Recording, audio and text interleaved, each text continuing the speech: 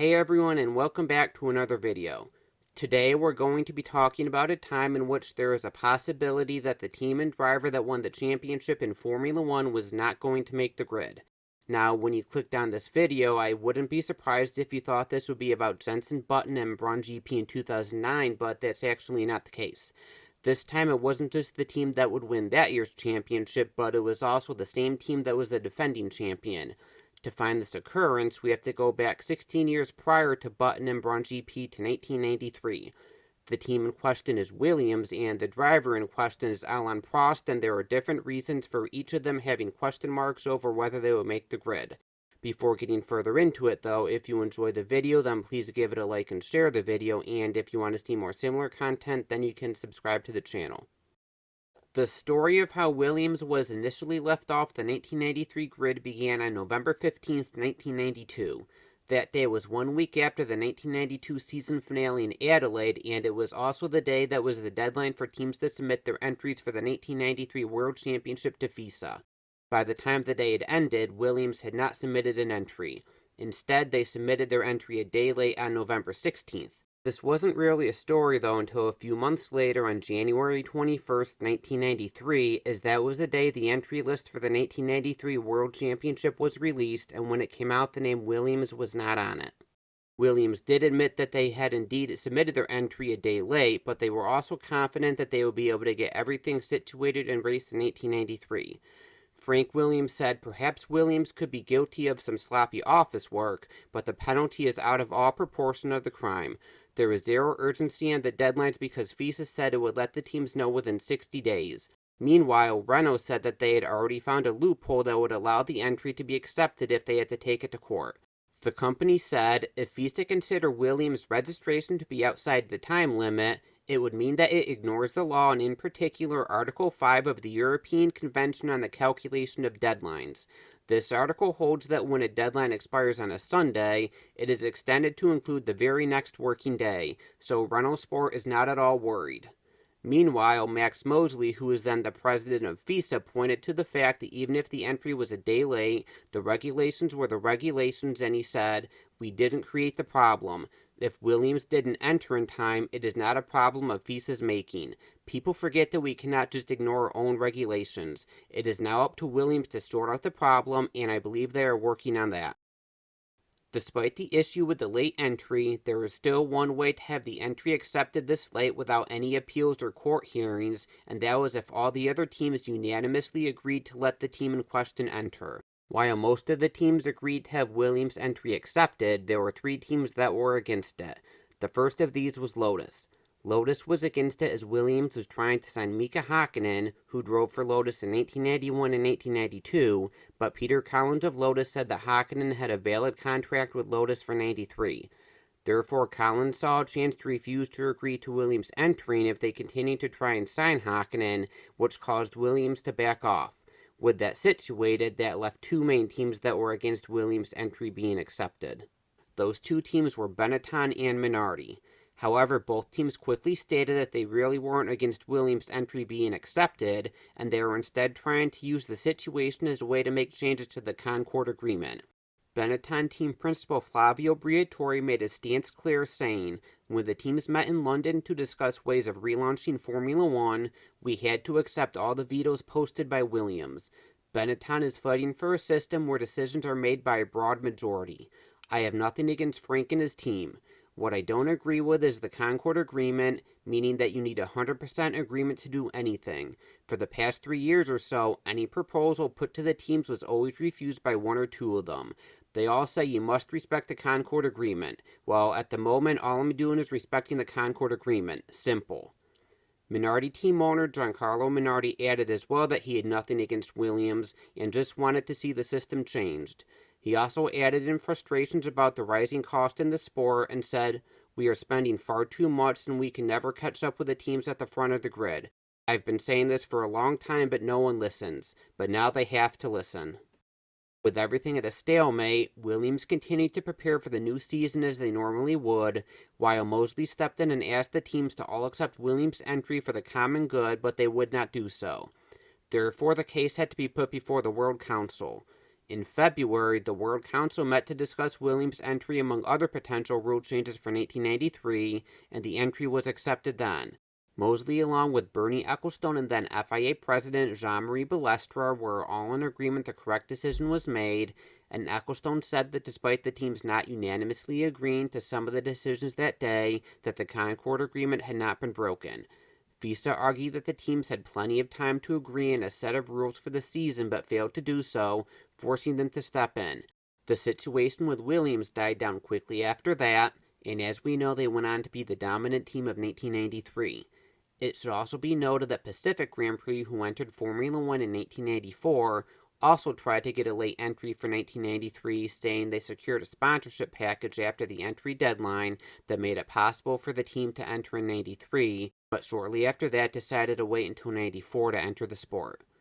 Like I said at the start, there were separate questions about whether Prost would be able to drive in 1993 even if Williams' entry was accepted, so let's look into that. The reason for the question mark over Prost driving in 1993 came from an interview he did with French magazine Auto Plus, in which he criticized the sport. Mosley said he was not happy with the comments Prost made, and the speculation was that he would not be given a super license. Some of the comments Prost made in the interview were that the regulation should no longer be made by FISA and FOCA underlings who have never sat in a racing car, and that there should be a counter-authority to stand up to the power of money. He also made comments criticizing the addition of Donington to the calendar with concerns about the circuit's safety. Mosley was angered enough that he wrote a letter to Frank Williams discussing the comments in which he expressed concern about the damage they did to F1. In the letter to Williams, Mosley wrote the following: Frank, we really have to ask ourselves if the best interests of F1 and the FIA World Championship are served by allowing a man like this to participate. He clearly thinks he should be running everything. He pontificates about things he does not understand, and he describes the entire governing body in contemptuous and offensive terms. He even attacks F1 for being too concerned with money, when he has probably taken a bigger share than anyone, certainly more than the members of the FISA World Council who earn nothing. You know that I support free speech and believe everyone should be at liberty to express an opinion even if they don't know the facts or understand the subject. Certainly, Prost should be free to express an opinion, but I question whether we should give weight and authority to his attacks by making him again a top driver. Further in the letter, he expressed the opinion that Prost could not be controlled by Williams or their sponsors, and that the situation was worth discussing at the next F1 Commission meeting. Prost did his best to keep out of the spotlight over the next few weeks, and when some of the rule changes for 1993 were announced, he replied by saying, "I'm not going to say anything." He was also given a super license before the season started, but there was also a FISA World Council meeting in between the opening race in South Africa and the second race in Brazil, in which it would be determined if he should be suspended for his comments. At the opening weekend of the year, Prost finally opened up about the situation by saying, "I am going to FISA with my head held high. I have a tape recording of the interview to prove that what was published was not what I said. I think that after 13 years in Formula One, I have the right to say certain things. My criticisms are not negative. Other people in F1 have said things 10 times worse than I did. Am I the only one to be punished? I will not accept that. If that is the case, I would definitely stop racing. I sometimes ask myself why I came back." Had Prost been suspended or quit, this would have left the team needing a new driver to race alongside Damon Hill, and with Ayrton Senna still on just a race-by-race deal with McLaren, he was waiting the situation out.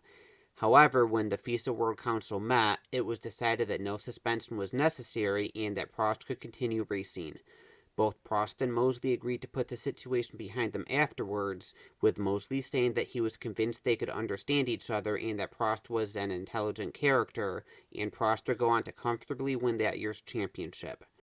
Now that we explored that, let's just say in the end that Williams wasn't allowed to compete in 1993. How could that year's championship have turned out?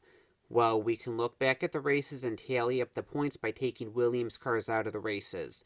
Now, obviously, had Williams not been competing, things would have been a bit different, as it would have made for a different dynamic among the main contenders McLaren and Benetton, so they very well could have had a different approach to certain races, leading to the season playing out differently, but this is the best that we can really do. No Williams in 1893 means that the main challengers for the title would have been Ayrton Senna at McLaren and Michael Schumacher at Benetton.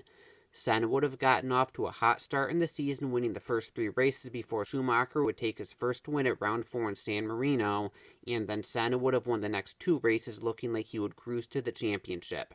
After 6 rounds, Senna would have 50 points, while Schumacher would be 28 points back with 22. This was when Schumacher would fight back, though, winning the next 4 races, scoring a total of 40 points, while Senna would have only scored a total of 13 points in those 4 races. At this point, 10 of the season's 16 races would have been completed, and Schumacher would have clawed back to just a single point behind Senna, with Senna on 63 points and Schumacher on 62. Both Senna and Schumacher retired from the next round in Hungary, which would have allowed Schumacher's teammate Riccardo Patrese to take his first win of the season, but then Schumacher would be back on top of the next race in Belgium with Senna second, giving Schumacher a 3-point championship lead. Both Senna and Schumacher would retire again at the next round in Italy, which could have allowed Jean Alesi to take home a memorable first career win at Monza in front of the team's home fans, while Schumacher would have won the next race at Portugal with Senna retiring again. With 2 races to go, Schumacher would stand at 82 points compared to Senna's 69, and with just 20 points up for grabs, Schumacher would be the clear favorite for the title at this point. Senna won the penultimate race at Suzuka even with Williams there, while Schumacher crashed out into the final chicane, running into Damon Hill, who was trying to pass Gerhard Berger in what could have been a crucial blow to his title chances. However, of course, in this scenario, Hill wouldn't be there as Williams wouldn't be racing. Schumacher would be heading into the final race in Australia with a 3-point lead over Senna, and this was another race that Senna won even with Williams there, while Schumacher retired with an engine failure after 19 laps. Under this scenario, Senna would win the championship having scored 89 points compared to Schumacher's 82 points, while Patrese would have been third in the championship on 34 points, Alesi fourth on 29, and Martin Brundle fifth with 28.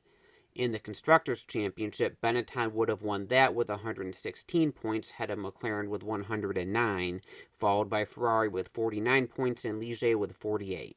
Some other interesting events we could have seen throughout the season include Johnny Herbert taking 4 podiums for Lotus, including a second at Donington, JJ Leto giving Sauber a podium in just their 4th ever race at Imola, while Christian Fittipaldi could have given Minardi a podium with a 3rd in South Africa, and then followed that up with another 3rd at Monaco.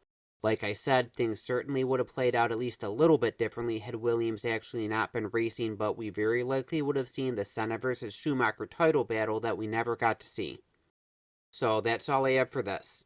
In the end, Prost and Williams both being allowed to race was probably the only way this was ever going to turn out, as it would be hard to imagine the sport allowing a situation in which either one wasn't racing. However, as the year went on, there was another controversy which brought into question the legality of the Williams cars with pretty much all the other cars on the grid, and there were questions if some of Prost's wins would be taken away. Let me know if you'd like to see a video on that, and also let me know what you thought about this preseason political battle. Do you think letting either Williams or Prost race was the correct decision, or should one or both of them not been allowed to race that year? Thanks for watching.